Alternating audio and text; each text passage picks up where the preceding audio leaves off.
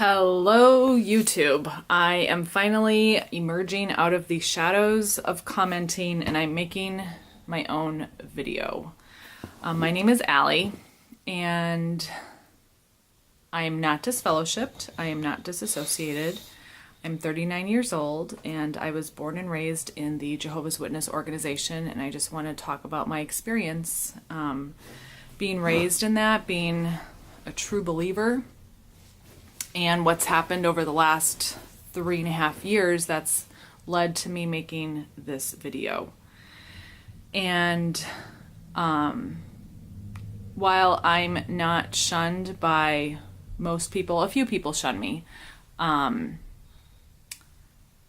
hate to see injustice, and so I'm speaking out for those who are shunned, for those whose families have been ripped and torn apart, and for those who are no longer here because they ended their lives, because I know what that feels like, and I was almost a victim of that myself at my own hands. And I'm so grateful I wasn't, and so hopefully my story will give anybody who's listening strength, hope, and courage that tomorrow can be a better day. And no matter what they tell you or how afraid you might feel right now or alone, you aren't. You're not alone. And the more people who add their voice and share their stories, the more healing there can be. And that's what I stand for. I stand for the possibility of healing, truth, integrity, hope, love, and truth. So with that being said, I'm here with my dogs because they're my children and they make me feel calm, and this is nerve-wracking because I want to sound perfect and I won't. So I took a few notes so that I don't ramble, and I guess I want to start with a scripture. You're like, turn this off, but bear with me, please. I won't sing the song, but okay, so I have friends and family who are still inside, and they'll listen to me, they'll tolerate me, some barely, I love you. And they're like, why can't you just be quiet? And this is my answer. I've been quiet for the last, well, not completely quiet. If you follow me on social media, I've been a little more loud since May of this year. But I've been quiet for 3.5 years as I've been watching all of this unfold. For me, only 3.5 years. I know some of you have been watching this unfold for decades. But this is why I'm speaking out now. And it's Ecclesiastes chapter 3. And it says, there's an appointed time for everything, a time for every activity under the heavens, a time for birth and a time to die, a time to plant and a time to uproot what was planted, a time to kill and a time to heal, a time to tear down and a time to build up, a time to weep and a time to laugh, a time to wail and a time to dance, a time to throw stones away and a time to gather stones together, a time to embrace and a time to refrain from embracing, a time to search and a time to give up as lost, a time to keep and a time to throw away, a time to rip apart and a time to sew together, a time to be silent and a time to speak. And so I feel like this is my time to speak now, because I just feel this burning in my bones to speak out. So my name is Allie. I am I guess a third generation, born in. My grandparents on my mother's side were contacted in the door-to-door ministry in 1955. They were nominal Lutherans, and my mother was like 10 or 11 when they started studying with my grandparents. And my mom was baptized at the age of 13. And then when her and her sister were in their late teens, they were actually sent by the society as special pioneers up here to Wisconsin to help the congregation, which is where she met my father. And my dad's parents were contacted also door to door or a neighbor in 1944. And the witness was playing Judge Rutherford's sermons on the record player. And my grandmother was curious and heard the sermon, and the rest was history. Neither of my grandparents on either side are still alive. So childhood, you know, when you're a fish and you're raised in an aquarium, like you have no concept of the ocean. So for me, like being a Jehovah's Witness kid was my normal, and it was good. I was bullied at school, but that was for multiple reasons. I was a chubby kid, and I was poor, and I was a Jehovah's Witness, and so if anything, the thought of Armageddon coming and destroying all the bad people kind of made me feel self-righteous and hopeful, because a lot of people were mean to me as a kid. Let's see, what else? I mean, if you think about that, like the images we were raised with, the Armageddon images and babies being swallowed up by the earth and all of that, like that's what I was raised on. I was raised on the Revelation Grand Climax book. Yeah. I really liked school. I actually graduated top of my class, and I remember the guidance counselor encouraging me like, well, what school are you going to go? What college are you going to go to? And I loved learning. I really like medicine. And had I gone to college, I probably would have pursued a degree in medicine, or therapy, psychology. I like those two subjects. I love school, but I was all enrolled to go. I had scholarships, and then the summer before I was supposed to go to college, I was having panic attacks on a pretty regular basis, and some of it was just because of my own insecurities, but a lot of it also was hearing people say, you know, if you go, you're going to fall out of the truth, and, you know, Armageddon is going to come.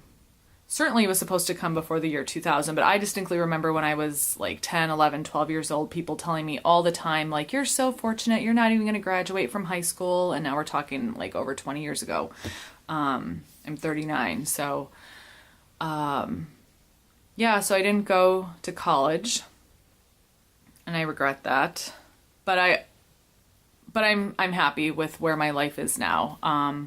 And I'm learning to tell myself that I have choices. I have the power to make changes. And so, you know, if school is something I really, really want to do, I'll do it.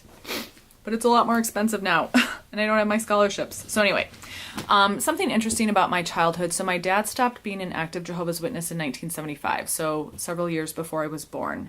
And I was very aware, my earliest memories, very aware that I was in a divided household, even though my father never opposed my mother in taking my brother and I to meetings.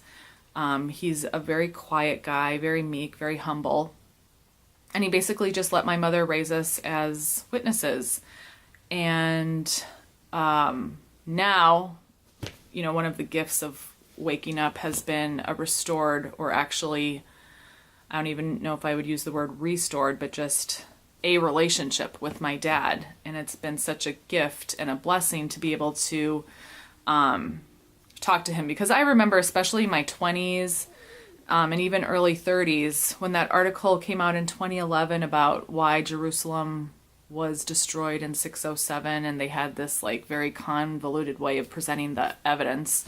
I remember I wasn't living in the town my parents were at, but I excitedly called my mom. I'm like, you have to share this article with Dad, because look, it was destroyed in 607, and 1914 is the date when Christ returned, and blah, blah, blah. And like my dad knew that 607 was not accurate decades ago, but didn't burst our bubble. He let us be in our bubble. So yeah, that was, I don't know, maybe that's noteworthy. But it definitely strained my relationship with my dad, and I saw how it strained my parents' marriage. Yeah. So also, I knew that the Ray Franz book, Crisis of Conscience, existed when I was a teenager, because I remember asking my mom, like, why did Dad fall out of the truth? And she said, well, there's this terrible apostate book written by the nephew of one of the governing body members. That was the way I remembered it. The nephew of one of the governing body members, and he wrote this terrible expose, and your dad read it, and it stumbled him, and that's why he left the truth. And so I remember not being curious at all about the book, not thinking like, oh, truth can withstand scrutiny, maybe I should check out this book. But rather thinking, whoa, that sounds like a really dangerous book. If it can take people out of the truth, I'm not going to touch it. So I knew that that book existed when I was a teenager, but I didn't dare investigate. The only doubt I ever had, because I was, thinking about this as I was preparing this video, was because I listened to other people say that they had, all these different doubts when they were kids. I didn't. The only thing I found odd was that we could go door to door and give our literature, but if someone from another, Christian, as we would say as Jehovah's Witnesses, Christian, if they wanted to give us like a pamphlet from their church or a piece of literature, we could not take it. And I remember thinking that was odd as a kid, that like, if we have the truth, how can their literature be more powerful than the truth? But that was my only doubt, and it wasn't necessarily nagging, but I found it kind of hypocritical, I guess. I got baptized when I had just turned 15 years old. I was actually one of the later ones in my age group to get baptized, and part of that was because I was too self-conscious to get baptized at the local assembly hall, because I was overweight. And so I lost a bunch of weight before the summer before I turned 15. And, if you're like 15, if you're over 12 and you're not baptized yet, other parents will peg you as a young person as being poor association for their, more spiritual baptized kid. And of course, my only friends were Jehovah's Witnesses, and I didn't want to lose the ability to have my friends over or go to their house. So I did feel the pressure to get baptized for that reason. And I distinctly remember being told by my mom, sorry mom, that until you get baptized, the channel of communication for prayer is hindered. And I wanted God to hear all of my prayers, so I wanted to get baptized. So I went over all the questions for baptism with the 3 elders, and I remember one of them asking me, like, why do you want to get baptized now? And I said, well, I feel confident. I feel more comfortable now because I lost a bunch of weight, and I'm not, I feel better in a swimsuit. So that should have been a red flag, that I was probably not getting baptized for the right reason. Yeah. So then after getting baptized, all the young people in my congregation started getting involved in smoking and drinking. And I just wanted to be liked and accepted and part of the group. And so I would smoke a cigarette too. And I think the first time someone told on me, and I got privately reproved, and I felt so guilty. And then the second, and I think there was even a third time, like literally from there on out, I would run to the elders every time I, smoked a cigarette. So I was privately reproved like 3 times in high school. And so I was constantly losing my answering privileges. So then of course other parents in the hall knew I was bad association. So that was kind of difficult. I just remember feeling really guilty. I never felt like I was good enough for God. Yeah. And I started displaying very real depression around the age of 12. I remember having to go to the social worker and talking about stuff, but of course when you're a Jehovah's Witness, you're not allowed to, not that I even was aware why I was depressed. I didn't obviously know what cognitive dissonance was back then, but I distinctly remember being aware that I could never say anything negative about my religion or even mention that I was a Jehovah's Witness because I was messed up, and so I didn't want them thinking like this person is a Jehovah's Witness and she's messed up. That reflects poorly on her religion. So it's pretty hard to receive any therapeutic benefits when you can't be honest about who you are. So I needed to get out of this small town in Wisconsin. So when I was 19, I moved to Jersey, and I loved the congregation that I was in New Jersey. There was quite a few people my age, and it was fun being right outside of New York City. And that was really the first time in my life that I felt like I was part of a family, like the congregation. And I regular pioneered for just 3 months. My work schedule didn't work out with regular pioneering, but I wanted to. It just, my schedule never made it possible. And I like sleeping. So, because people are like, well, get a third shift job and regular pioneer. It's like, no, I need to sleep. So I didn't really reach out and I didn't climb the ladder. Not that I could because I'm a woman. But so out in Jersey, I started dating my now husband, and things got a little amorous one evening, and the very next morning we immediately called, he was in a different congregation. We immediately called our separate elders and confessed. We were very repentant, but because he had previously been disfellowshipped, basically he didn't have a shot. So he got disfellowshipped and I got reproved. And I'm not going to go into like the gory details of the judicial committee, but now looking back, thinking like I was, 22 years old? No, 21 years old.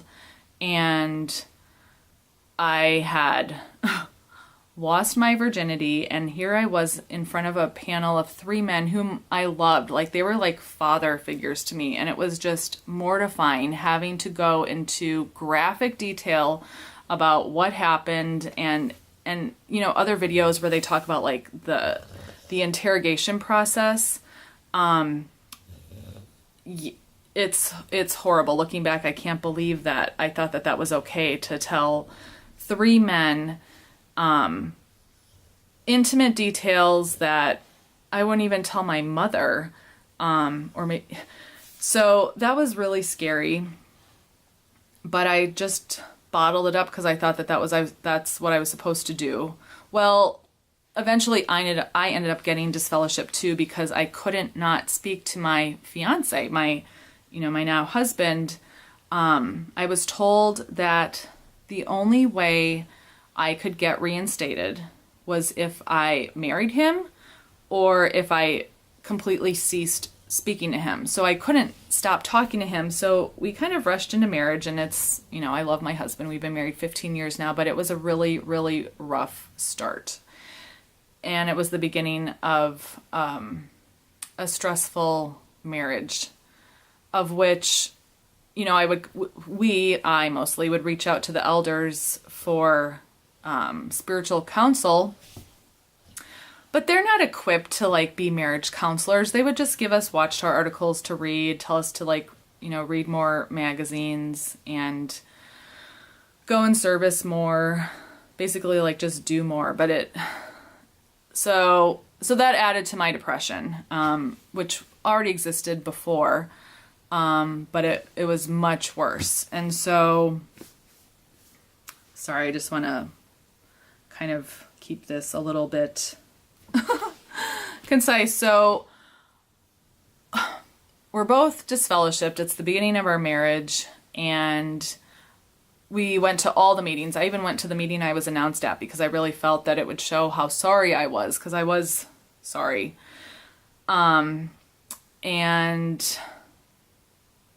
there was several local needs parts while I was disfellowshipped, because my mother was caught smiling at me at the Kingdom Hall because she was happy I was going to all the meetings, and she was also terrified that I was lost because I was disfellowshipped.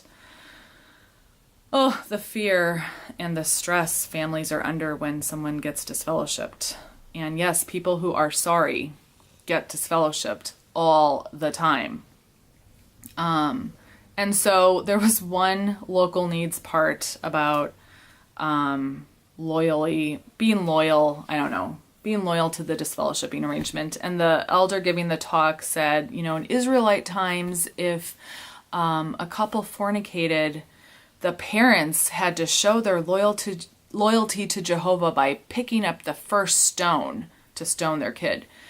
And would they pick up just a small pebble? No, that wouldn't show Jehovah that they were loyal. They had to pick up a big rock so that the job could be done. Like, literally, I was already feeling suicidal, and I was super depressed. And here I'm listening to this talk, and I guess I just had really bad Stockholm syndrome. But I got through that period. I was disfellowshipped for a total of 18 months. I wrote 6 letters for reinstatement. I wrote my first letter after I'd been disfellowshipped 6 months, because in my head I thought, well, you got to let at least 6 months go by.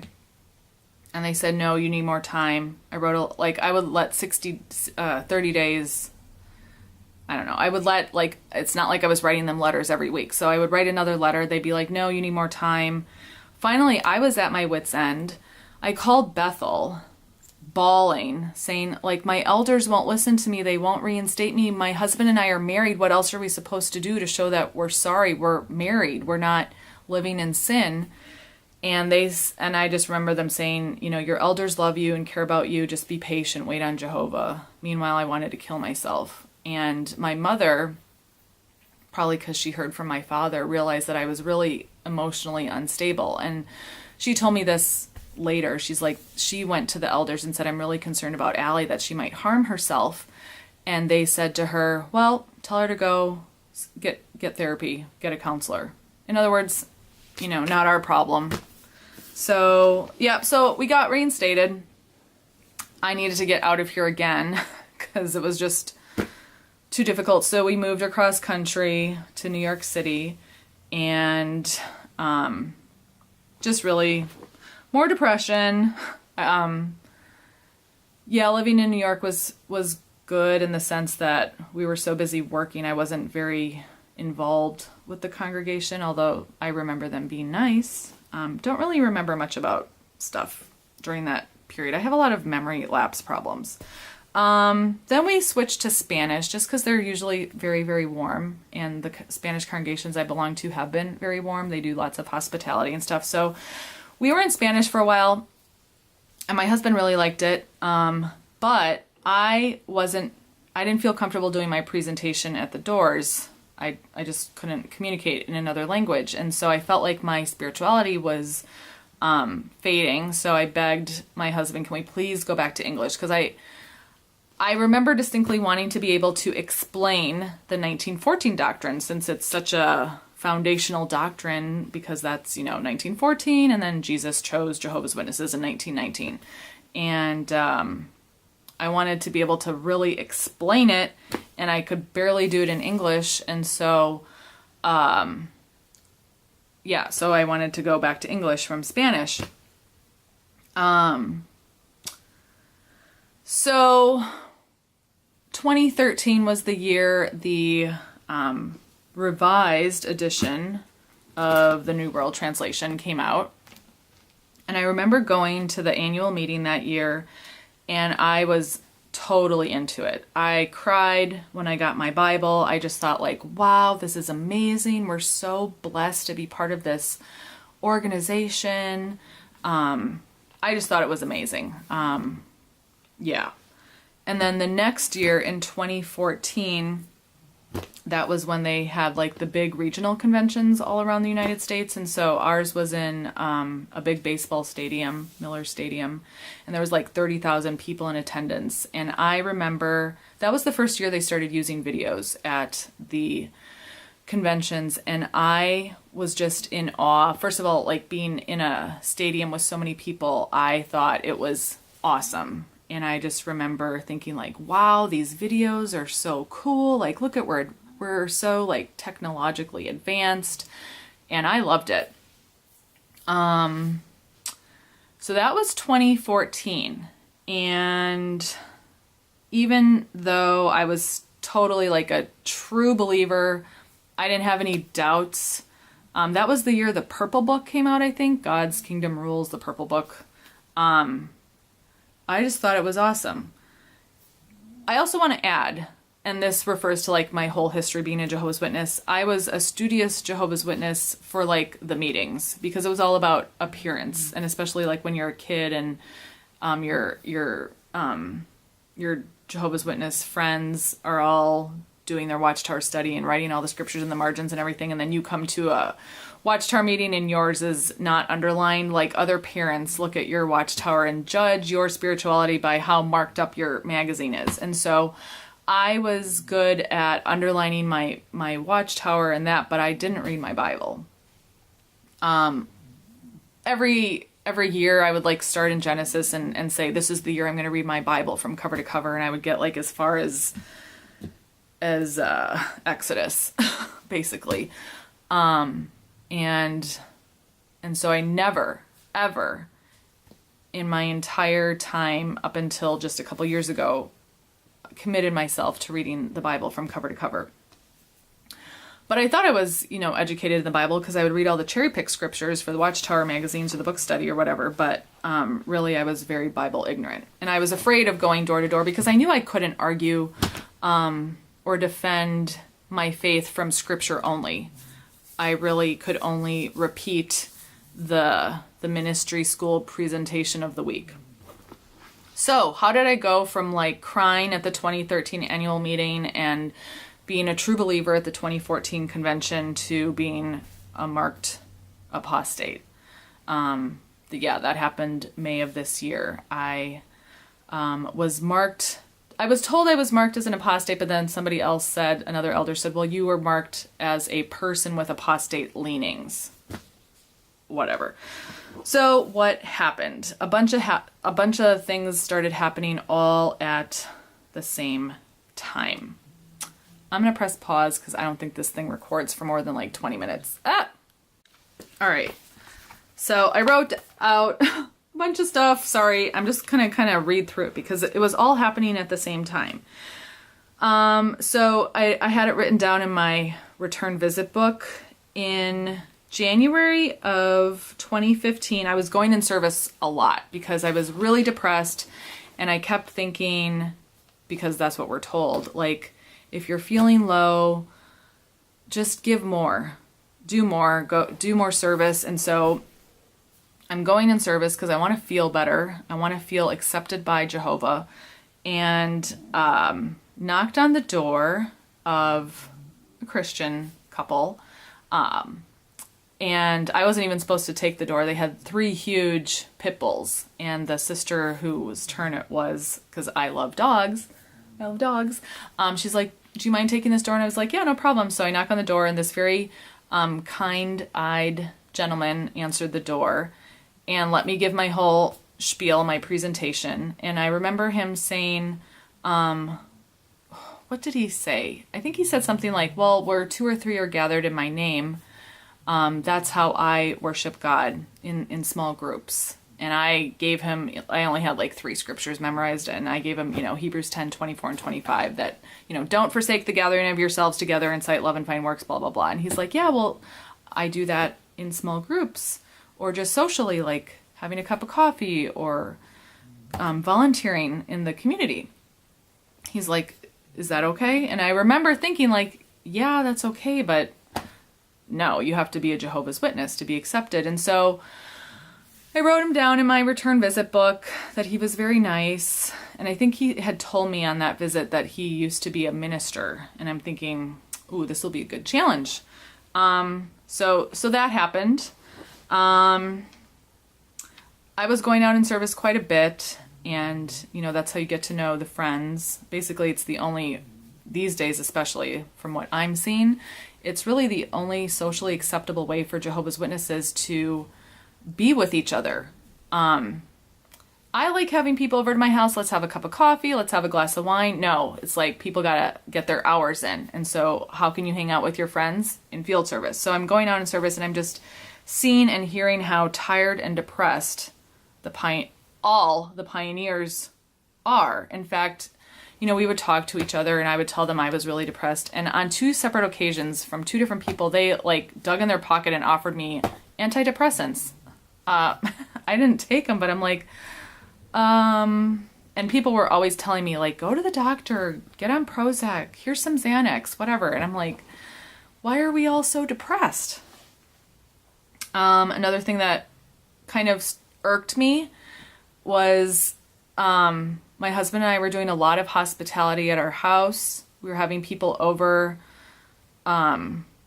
every other Sunday, and I love to cook, and I would put on these really nice meals, and it was only reciprocated by one family. And if you're, not that you have people over so that you get an invitation back, but it was very lopsided. I started reading my Bible. And so scriptures like 1 John 5:1 and Galatians 3:26 to 29, like certain scriptures, and maybe I'll make a separate video on like the scriptures that really popped out and woke me up. I don't think I want to do a bunch of videos, but those were two key scriptures for me. 1 John 5:1, which I do actually want to read that really quickly. And I'm reading from the New World Translation because, yes, you can come to Christ even in this translation of the Bible. Sorry. 1 John 5:1 says, "Everyone who believes that Jesus is the Christ has been born from God." Like, that's simple English. And I said to myself, well, I believe Jesus is the Christ, but I'm not born again, like only 144,000 Christians who were born since the first century, since Pentecost, are born agains. So that really confused me, and I was just like really fixated on that scripture. And then I started really researching the scriptures where Jesus tells all his followers to drink the wine and eat the bread, and I just couldn't understand how that could only apply to 144,000. So that was making me think. I had remembered about the book, that took my dad out of the truth. And because I was so depressed, I was going in service as much as I could, and I just wasn't feeling better. I'm like, I have nothing else to lose. I'm going to go to the library and check out this book. So I remember going to the library and like looking around like, oh my goodness, somebody's going to see me with this book. Really scared. I brought it home. I didn't open it for like the first week. I told my husband and my mother, I'm reading this book, just so you know, because I thought like maybe it was possessed, it had demons. And I said to them both, I said, if you notice any strange behavior from me, I'm telling you this because I don't want to do this in secret.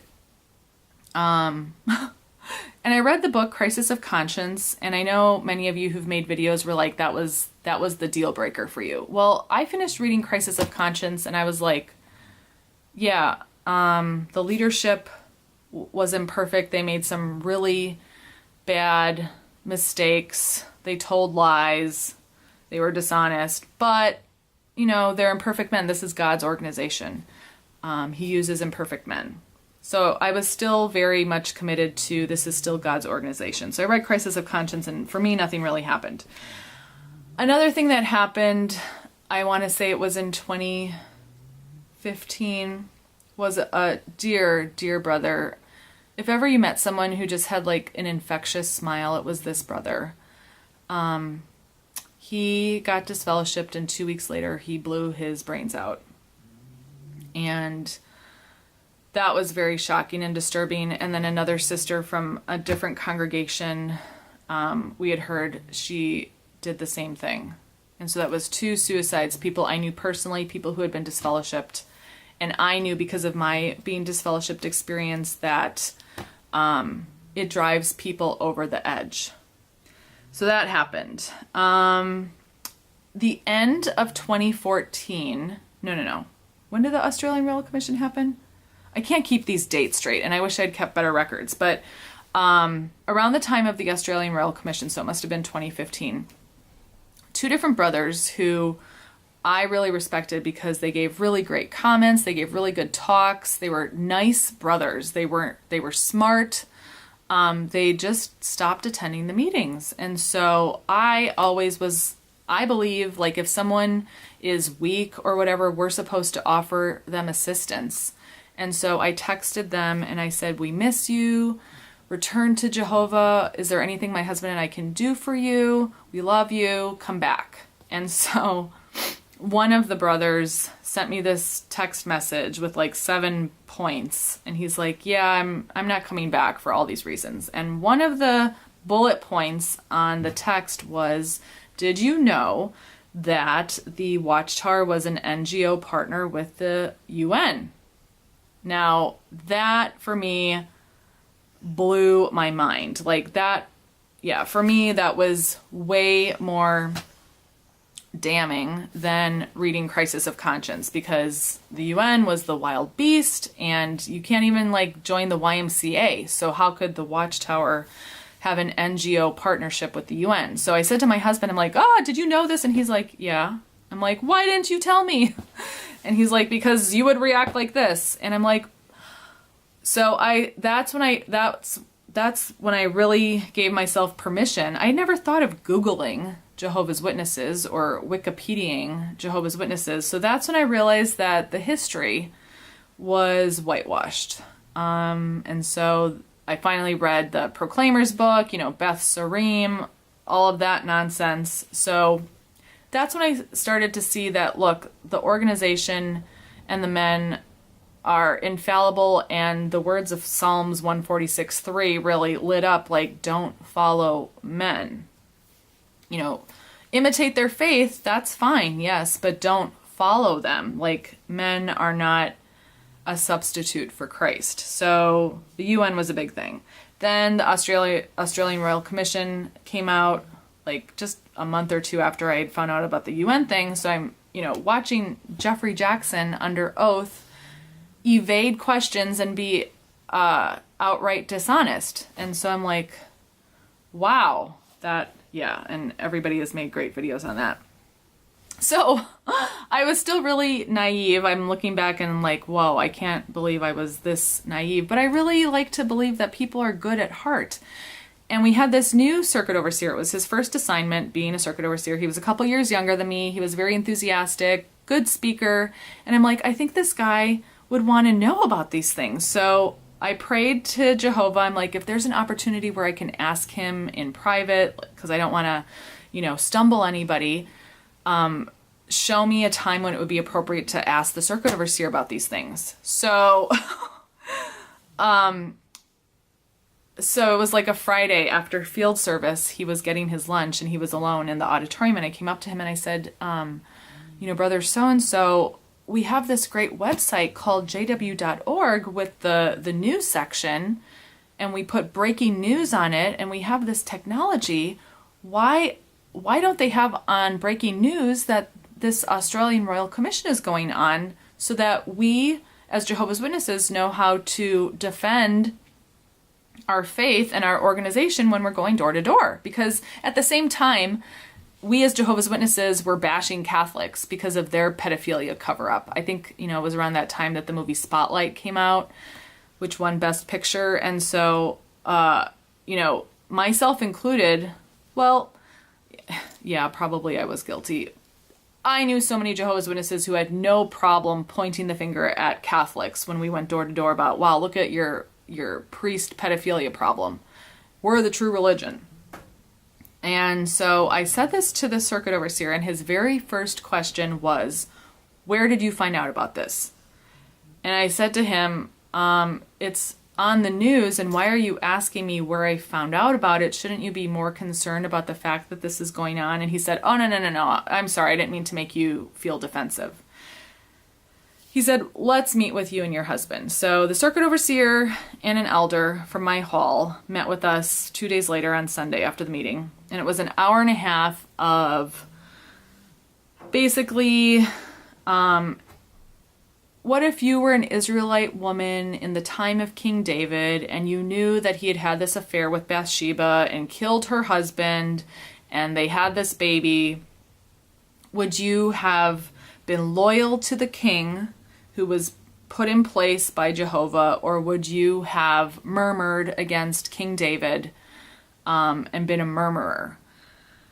And it made sense to me, but now looking back, it's like Nathan the prophet, right? It was Nathan who went to King David and exposed his wrongdoing, which was what allowed David to repent and get help.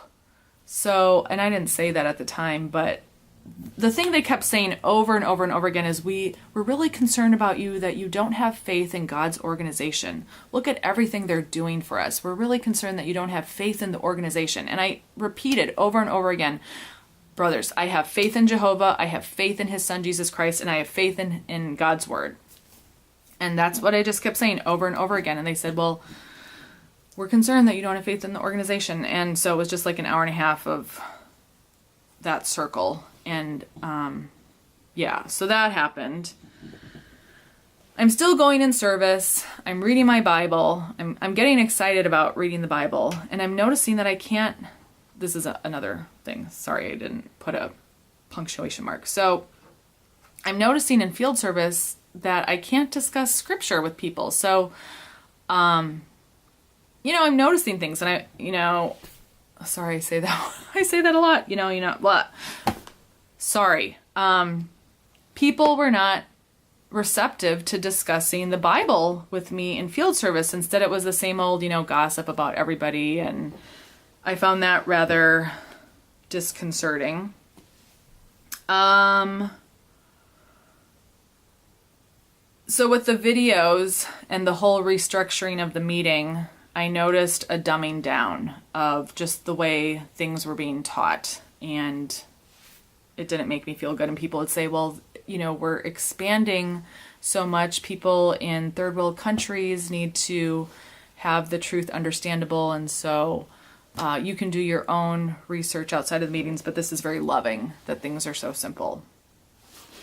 What else? The building of Warwick. I certainly asked myself, well, if Armageddon is coming and we have perfectly fine buildings in Brooklyn, why do we need to build a brand new, beautiful complex in Warwick? If we're told as the rank and file to simplify and sell our houses and live in apartments and all of that, why is headquarters allowed to build a beautiful new complex? That was confusing. I did have a Emperor has no clothes moment. I was sitting in a Costco parking lot, and I was just doing a ton of research on 607, and finally it was just like, no, 1914 is made up. And so that's when I had my Emperor has no clothes aha moment, because without 1914 they don't have 1919, and without 1919 they have no authority.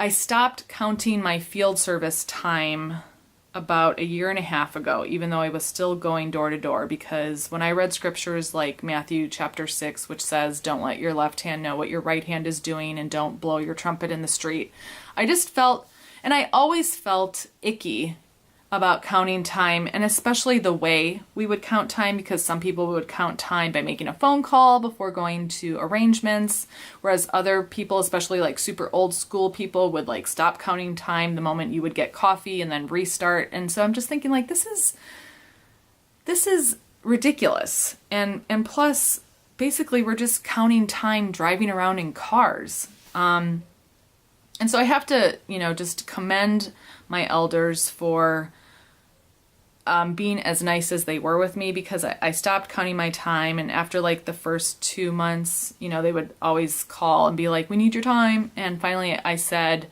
I think the first couple months I said, I don't have anything to report. And then they kept calling, and I'm like, my conscience doesn't permit me to count time because of the principle at Matthew 6. And they left me alone. So that was really nice of them. Thank you. What else? My husband works Thursday nights, and we would constantly get flack from the friends in the hall, like that we didn't have faith, that my husband didn't have enough faith to just quit his job so that he wasn't missing the midweek meeting. And I'm thinking, you're not going to pay our bills. Like, and this is the pressure that's put on people. Quit your job so that you can make the midweek meeting. And when you're under that sort of like financial pressure, it can really cause marital problems. So really, they have no business telling people how to arrange their work schedules. And when I really look at it, like, bosses I've had in the past have been so accommodating to me with needing, specific meeting nights off. Like when the CO comes, you have to rearrange your whole week. And I just think of like all of my employers, how kind and accommodating they were for me, but were we as accommodating to our employers? Not really. Treatment of disfellowship people, enough said. The 2016 convention. That's when I was really starting to wake up. And that convention was awful. That was the one with the videos on how to shun people and the big shun talks, and the video of the girl who called her mom and the mom saw the phone ringing and just put the phone down. It's like, you don't know if she's in a car crash or if she's dying or something. Nope, you don't even answer the phone.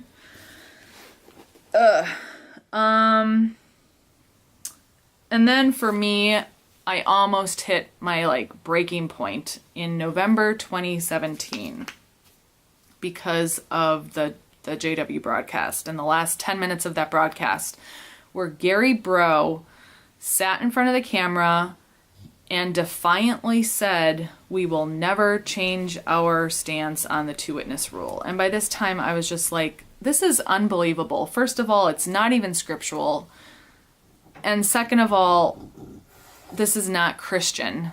We're supposed to be taking care of the oppressed. We're supposed to be taking care of the fatherless child and those who are vulnerable. And here we're making it even more dangerous for them. So I thought about disassociating myself that month, but I don't believe in giving them my power like that and making it easier for them to tell people to shun me. And then, of course, just the constant pressure to do more. Everything was about, you need to be doing more in service. I remember one specific circuit overseer talk. He literally said, he looked out at the audience and he said, there should only be two types of people sitting in this audience: regular pioneers and those who want to be regular pioneers. And by this time I was fully awake, and I just remember visibly shaking my head and thinking, so I'm worthless, I mean nothing because I don't want to be a regular pioneer. And I know how that makes people feel. It makes people feel worthless and like they'll never measure up, and they can't be loved by God unless they're working.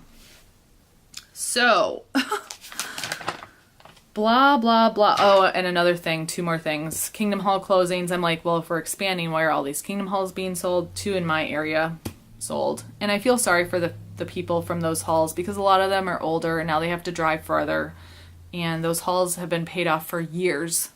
So, and of course I knew about the child abuse settlement. So I'm like, yeah, but you're not telling your members what you're using their donations for. And that's hypocritical. And then of course the JW broadcast in May 2015 where Stephen Lett is basically begging for money, and that goes against the quote that they would say all the time. When Russell started the Watchtower, he said, if we have to ask for donations, then we know, or if we have to beg for funds, then we know God is no longer supporting this work.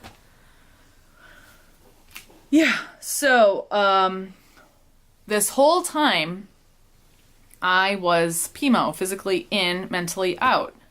And I would go, and I don't regret it. It was like good exercise. It helped me really prove my faith to myself. I would go to meetings and mostly I would just sit and read my Bible and look at the context. Whenever they would read a verse from the platform, I would really look at the context, because I realized that was what was missing for so much of my upbringing as a witness. We didn't read the context.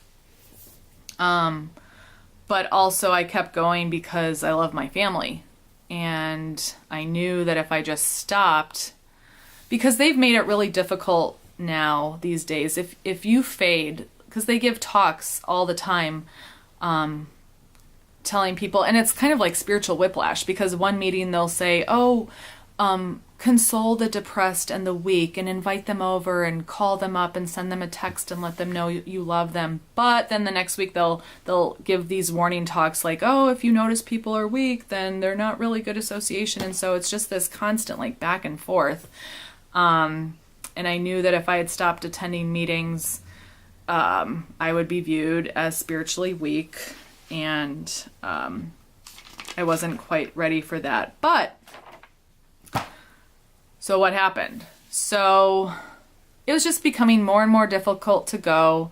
I was commenting from the Bible and not just repeating what was in the paragraph. And no doubt I had a target on my back because I'd asked the questions of the CO, and the elders knew that I knew about the child abuse and the UN partnership. And so they knew that I was looking at non-Watchtower approved resources.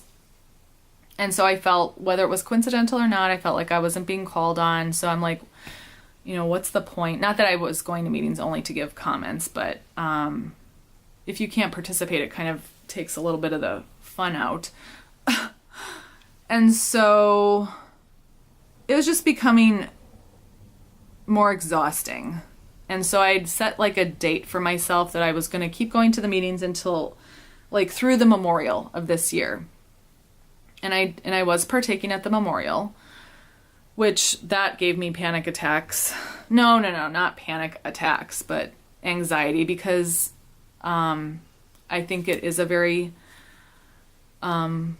beautiful, solemn occasion, and I didn't want to deny that command. I didn't want to be disobedient to that command, but I also didn't want to be disrespectful of the way Jehovah's Witnesses conduct their memorial, because it's not about me. I didn't want to make it about me, but I also didn't want to be disobedient. And so I struggled. I went back and forth, like, should I do it at the Kingdom Hall or should I just do it in my home privately? So that was difficult for me. So I said to myself, well, I'm just going to keep going to the meetings this year up until, through the memorial, and then I'm just going to fade. And so I hadn't been to the meetings for about 3 weeks. And I wake up on a Friday morning. My midweek meeting is Thursday nights. I wake up on a Friday morning with a text message from a friend. And she said, I'm sorry to hear that you no longer think this is the truth. Hope you have a good life. She didn't say hope you have a good life, but that was like the gist of the message. It was actually a nice message. And I'm like, I text her back. I'm like, what are you talking about? And she's like, well, the local needs talk last night was a marking talk, and you're marked as an apostate. I'm like, what? And so I texted one of my elders. I'm like, was there a local needs part last night? And am I marked as an apostate? And his response to me was, actually, I made a video the day I found out. So maybe I'll post the video on here, although I'm not very proud of the video because I got kind of emotional and a little angry, but maybe I'll post it. Probably I won't. And I look terrible because I'd been crying. But it's real. And he said, we'll meet with you on Sunday. So he didn't give me an answer. He said, names are not given in a marking talk. And I said, I know names aren't given in a marking talk. And then he said, well, we'll meet with you on Sunday. And so then I found out who actually delivered the talk. So I called that elder and I said, I heard that you gave the local needs on last night. And he's like, yup. And I said, I heard it was a marking talk. Yup. It was loyally supporting Christ's brothers versus apostates. And I said, am I marked as an apostate? And he said, yes, you are. And I said, shouldn't you have called me and told me before you came to this decision? Because I had read the Shepherd, the Flock of God book, and I guess it's kind of ambiguous with the marking section. I thought I remembered it saying that they meet with you. But he said the same thing. He said, well, we'll talk to you on Sunday. Well, long story short, I was so stressed out. I got really physically ill. My immune system totally collapsed. My dog. And so I physically wasn't able to go to the hall on that Sunday, 3 days after the marking talk. But by then, people were shunning me. All of my Jehovah's Witness clients stopped supporting my business. Whatever, fine, that's fine. And so from there on out, it was just kind of like, yeah, the gig is up. I'm no longer Pimo. And so I started posting more on my Facebook, and it's actually been really nice ever since then. And like I said, initially it was really stressful for me. I hated the word apostate because I don't consider myself an apostate. I still believe in God. I still believe in Jesus. I don't believe in all of Watchtower theology. Some of it I do, but that's a journey everybody has to, take for themselves.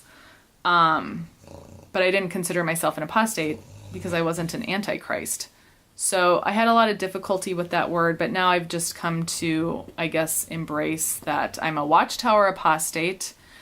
And if anything, it reminds me of the account, I think it's in Mark chapter 9, where Jesus heals the blind man, and ultimately the Pharisees end up throwing this cured blind man out of the synagogue. But the guy's so happy he can see, like, sure, he gets thrown out of the synagogue and he loses all his, social network in the synagogue life, but he could see. And that's basically how I feel. So I just want to wrap this up with a couple quotes because I love quotes and I just don't know how to stop talking. The most potent weapon of the oppressor is the mind of the oppressed. That's deep. All right, here's a quote from the 1931 Watchtower, page 293. So, my battery died. I just wanted to wrap this whole thing up real quick by stating, because this is the best part of my story. So I spent all those years being extremely depressed, thinking that if I just worked harder, did more for Jehovah, I would fill the hole that I couldn't fill. And ultimately what ended up happening was I was healed of my depression. My suicidal thinking completely has vanished. I mean, I'll just give you an example of like what daily life looked like for me. I drag myself out of bed. If I was having a particularly good day, I would take a shower. And life just was painful. And I would watch the news and I would see that there was a terrible car crash or, somebody's kid died of cancer or just something sad. And I would see these people on TV and they would, they clearly wanted to live. And I just thought, God, why can't you trade me for them? I don't want to be here. They do. Swap us. Like, just let me leave the planet. And that was how I always felt. Like I would fantasize about driving into trees or driving into the lake or just really terrible things to think about every day. I did not appreciate life. And in a way, I think that was part of the whole Armageddon thing, that I wanted Armageddon to come to just fix everything. And throughout my awakening process, God healed me of my depression and my desire to die. I can't give credit to anything else. Maybe some of you will say, oh, it's because you don't have the cognitive dissonance and you're living your authentic life. And I'm sure that's part of it, but another huge part of it for me was I've experienced a spiritual healing. And so if that gives anybody listening hope, that makes me happy, because life is beautiful, life is precious, and there are good people who are here to help you, and none of us are alone. And when you're in a community that is taught to love conditionally, it's scary to think about the possibility of even, like, you don't even know what real love is. You don't even know how to love yourself. And you definitely don't know what God's love is in that organization, because the God of Watchtower is one who demands work and you have to earn your salvation. And so I'm just so grateful that I'm able to start my life now at age 39. And I'm excited about the future, and I appreciate every day that I'm alive, as opposed to dreading waking up. Because before, my nightly prayer was, please God, don't let me wake up. And now my prayer is, thank you for this day of life. So that's how I'm going to sign off. There is hope. change of scenery. If you've made it this far in my video, thank you. And I'm sorry, but no, thank you. And I just wanted to end my video at a very special place.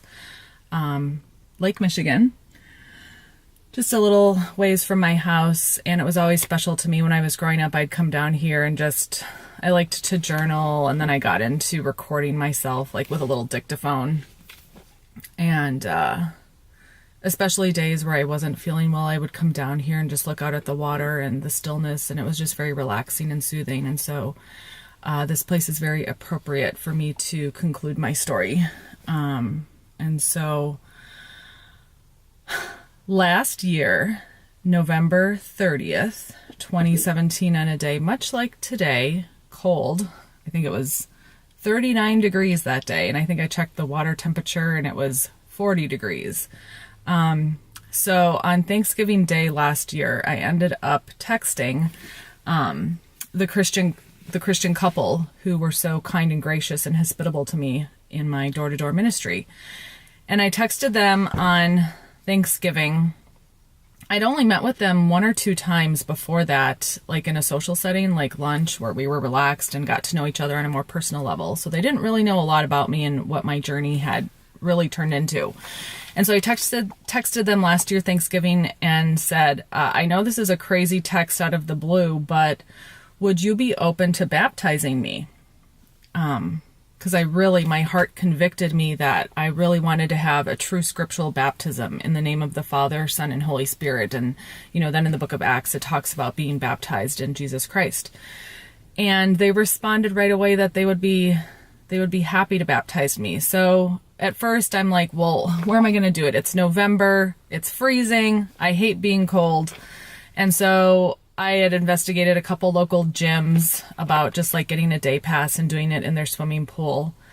But the talk of like Lake Michigan came up, and he's like, well, we could do that. Yeah, it'll be cold, but it would be memorable. So on November 30th, 2017, we came down here and I was baptized, and that really was a turning point for me in my walk to Christian freedom. And I'm just so grateful and thankful. And so I wanted to bring you down here, and I wanted to conclude my video by thanking some people. So the first person I would like to thank is my husband. I'm not the easiest person to live with, and I'm sure he would be first in line to vouch for that. But I just thank you so much for allowing me to question things. I've heard of many marriages that didn't weather the storm of a spouse waking up. And so thank you for loving me more than the wife you thought you were signing up for, and thank you for giving me space and freedom to question. Thank you for being a listening ear when I was on repeat. And I'm still on repeat, and I'm sorry, but thank you.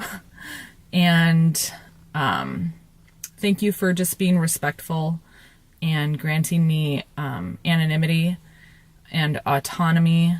Not anonymity, autonomy. Sorry, I confused those two words.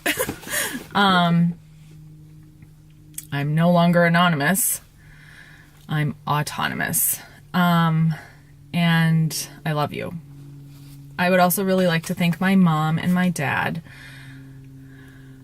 I know it was scary and unsettling and very inconvenient as your daughter, especially I'm speaking to my mother, for me to go down this road. But I'm a product of my upbringing. The other day you said to me, well, I guess you're an activist, and I don't consider myself an activist. This is not going to become a full-time thing for me. At least it's definitely not my plan. But I think it is really huge of you to also grant me my freedom while not shunning me when you've had pressure to shun me. So thank you for that. And thank you, Dad, for Oh, this is a funny one. Thank you for being a role model of digging, quest for knowledge. You always turn the other cheek. When people would insult you and say things like, oh, he educated himself out of the truth. You just let them talk. You're the exact opposite of combative. And I'm just so grateful that you and I had the opportunity before, the next phase of life, to get to know each other.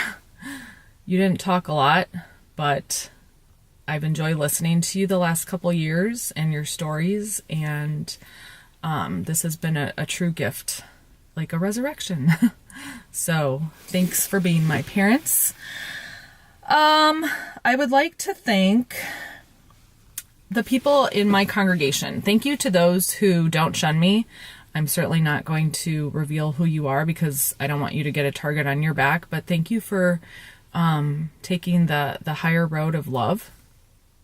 And I also want to thank those who do shun me because you remind me why I will not go back to a place where there is conditional love. So, and also I just want to say to those who do shun me that my door is always open. You can always come to me. I'm not going to say I told you so, or, you hurt me, therefore I'm going to be conditional with you. That's not what I'm about, because I know you're just following orders and you're probably afraid. So I love you. I would also like to thank my elders.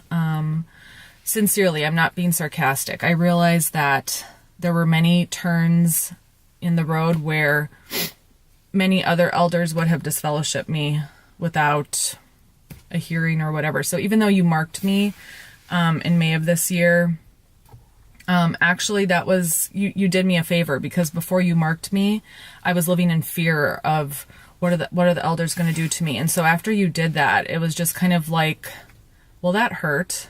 And then I got over the initial hurt and now I'm free. So thank you for, I know you did your best. I know you're doing your best. And, when you know better, you do better. And so, I'm hopeful for you all as well.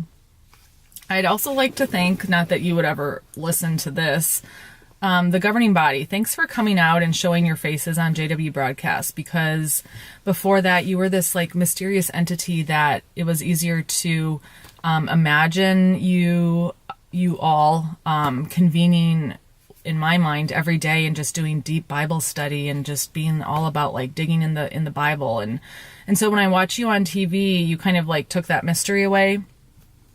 And I don't know any of you personally, obviously.